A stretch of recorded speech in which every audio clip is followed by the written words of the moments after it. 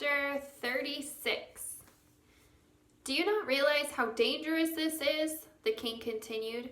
If the emperor were ever to know you were... What did you hear?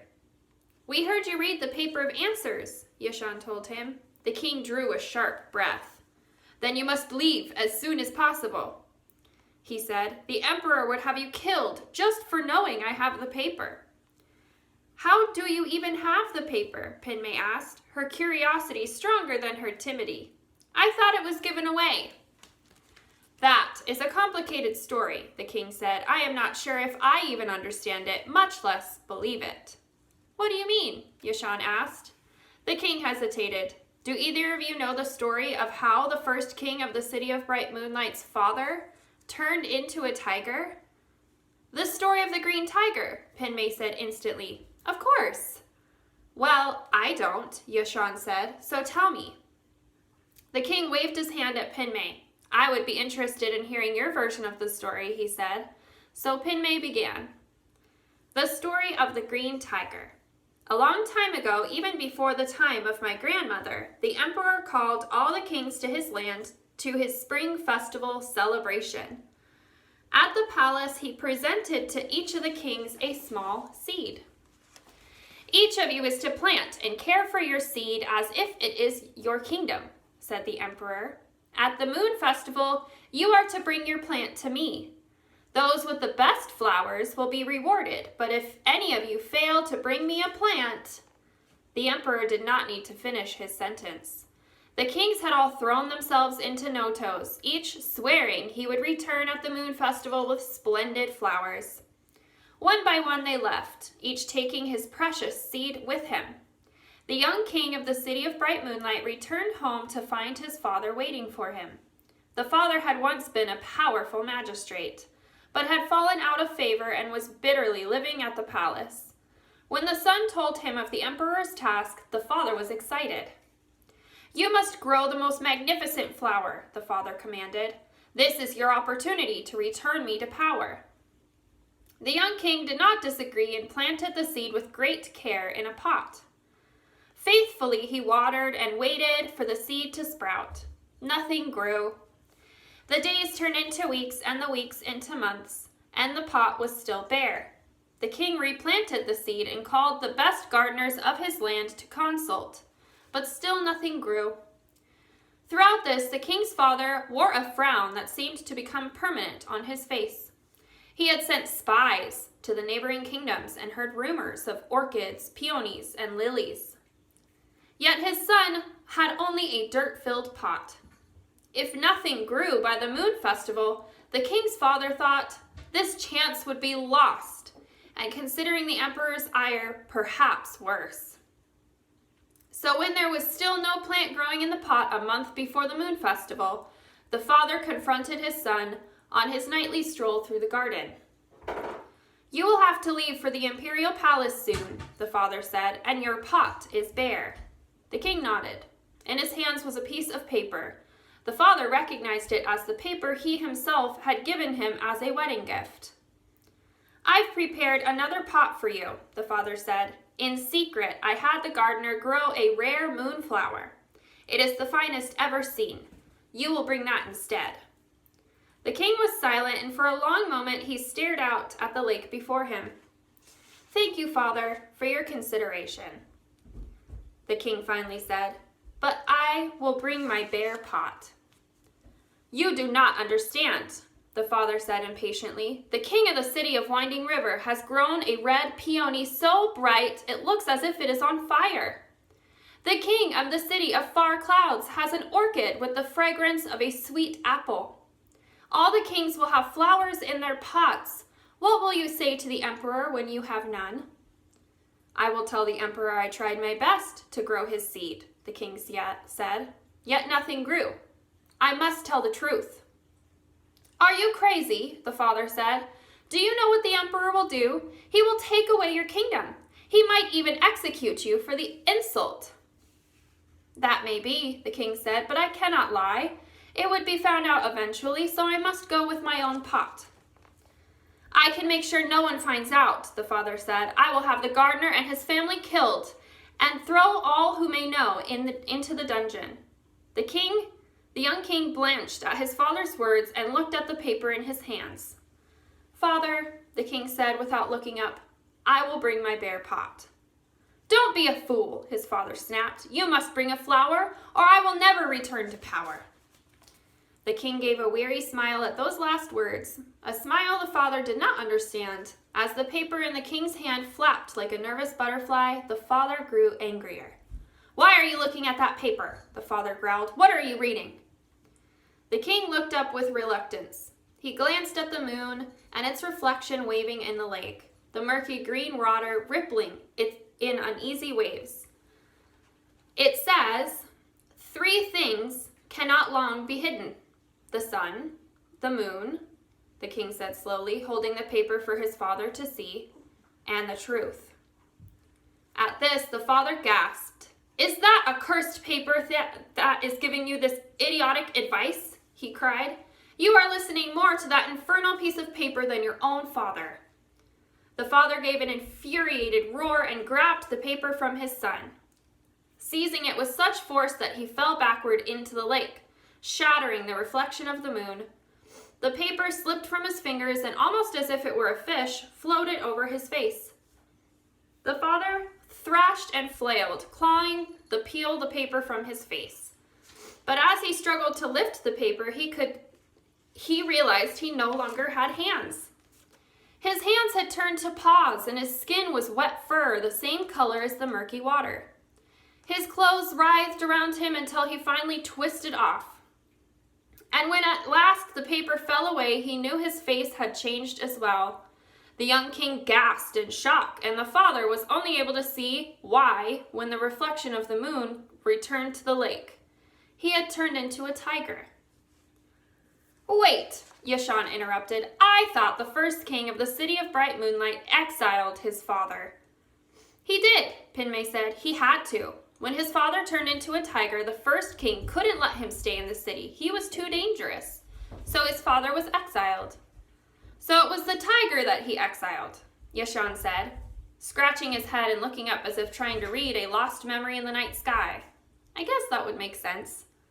"If you believe the story, that is," the king interjected. "There are many parts that I found doubtful." "But what does this have to do with the paper?" Pinmei asked. "The paper turned the first king's father into a tiger, but that was long before the paper was given away. How can you have it now?" "It was my father, the former king of the City of Bright Moonlight, who gave the paper away over 60 years ago," the king said. "After he abdicated and became quite old, he returned to the palace with the paper and a strange story." Pinmei looked at Yashan, but he did not meet her eyes. Instead, he was gazing upward. Another star was flying across the sky, making a silver scratch on the black lacquered night. Pinmei frowned and turned back to the king. "Does it have something to do with the green tiger?" she asked. "Yes," the king said. "I suppose it would be considered a new part of the green tiger story." "A new part of the story of the green tiger?" Pinmei repeated, giving Yashan a sharp nudge. He glanced at her apologetically. "I didn't know there was a new part. Please, Your Majesty, I would like to hear the story." The new part of the story of the green tiger. My father, in his old age, had taken to traveling in disguise to enjoy the pleasures of common life. One night, on one of his trips, he decided to go for a night walk and found himself by a lake so large and black he could not tell where the water ended and the sky began. In fact, he would not have known if it was a lake at all if it wasn't for the giant moon reflected in the water. It was a beautiful sight, and he sat down to admire it. As he rested, he began to hear a strange sound. A loud splashing echoed in the air, and a giant beast burst from the lake as if ripping through a paper moon. The beast crawled out of the lake, and when it reached the shore, it panted and gasped, exhausted. My father said he had never seen a more wretched creature. "A hard journey, was it not?" a voice said. There was an old man speaking to the beast. He was a man with a long gray beard, who my father insisted came from nowhere. "He just appeared," my father said. The miserable beast did nothing but give a low, pitiful moan. "Do you wander "Do you wonder why I am here?" the old man said. "Or why you are finally able to free yourself from your prison of the well to this lake?" The beast finally raised his head, and my father gasped. It was a tiger. "Your son did a great service for us," the man said, waving his hand toward the moon, "and his dying wish was to have you return. It is only now, after you have reached your 5th year of the tiger without creating harm, that we can fulfill his wish." My father watched, mesmerized, as the old man took a paper out of his sleeve. He dipped it in the water and bent over the trembling tiger. "I fear I will regret this," the man said. "You do not seem to learn from your past mistakes." And with that, he placed the wet paper on the animal's face. The tiger shuddered, and my father watched as the old gray man stood up and turned toward the water. Strangely, the old man stepped onto the lake. He did not sink, but walked straight onto the path of moonlight reflected on the water. When my father looked back at the tiger, the beast was reaching for the paper on his face, but the beast's claws had transformed into fingers. And when the paper was finally peeled off, the tiger was a man. The man who had been a beast stood, stared at the departing figure walking toward the moon, and then dropped the paper as if it were diseased. The paper floated in the air like a white butterfly and landed on my father's lap. The man saw my father holding the paper and gave an inhuman roar and leaped in the opposite direction. He ran on his hands and feet as if he were still an animal, my father said. I knew who he was and what he had been. He had been the Green Tiger. The Green Tiger, Pinmay gasped. The first king's father turned back into a man? He could be the emperor. No, the king said, that's impossible. How could the first king's father, be him man or beast, be alive for so long? The first king was generations before even my own father's time. For the first king's father to be alive, he would have to be immortal. And we all know the emperor is not an immortal. At least not yet, Yashan added darkly. He was no longer distracted by the sky and was instead staring intensely at the king. Then your father's story, Pinmay began. My father was very old and often mixed dreams with reality, the king said. Once he dreamed he was a butterfly, and when he awoke he thought he was a butterfly, dreaming he was a man. There's no doubt this story is confused as well. But the paper, Pinmay insisted. You have the paper. Part of the story was probably true, the king agreed, for it is the paper of answers. I spent many long years learning how to read it. And now you use the knowledge to help the emperor, Yashan said, and the anger in his tone surprised Pinmay. Even if the emperor is not the Green Tiger, he is just as bad. He's using whatever you tell him to gain more power, kill more people, and now live forever. How dare you use the paper for him? What would you have me do? The king said. I am a prisoner in my own palace, and spies surround me. How could I do anything else? Yashan glared, and the king looked back defiantly, almost as if he were a small child and Yashan the adult. The wind whined, its cold breath freezing them into two scowling statues. Stroking Amma's bracelet desperately, Pinmay glanced from one to the other. The smooth jade soothed her cold, cracked fingers, and she was surprised when she heard her own voice squeaking. Your Majesty, Pinmay said, her quiet words loud in the silence. I did not finish my story. May I tell you the end? The end of the story of the Green Tiger. After the shock of his father's transformation was over, the young king looked at the moonflower his father had prepared. It was indeed a beautiful plant. The king gazed at it and looked at his own pot, full of only black dirt, and shook his head. On the day of the moon festival, the king of the city of bright moonlight arrived at the imperial palace with his bare pot. As he passed each gorgeous peony and peach blossom, every elegant chrysanthemum and lily, he heard horrified murmurs. And the dismay was justified.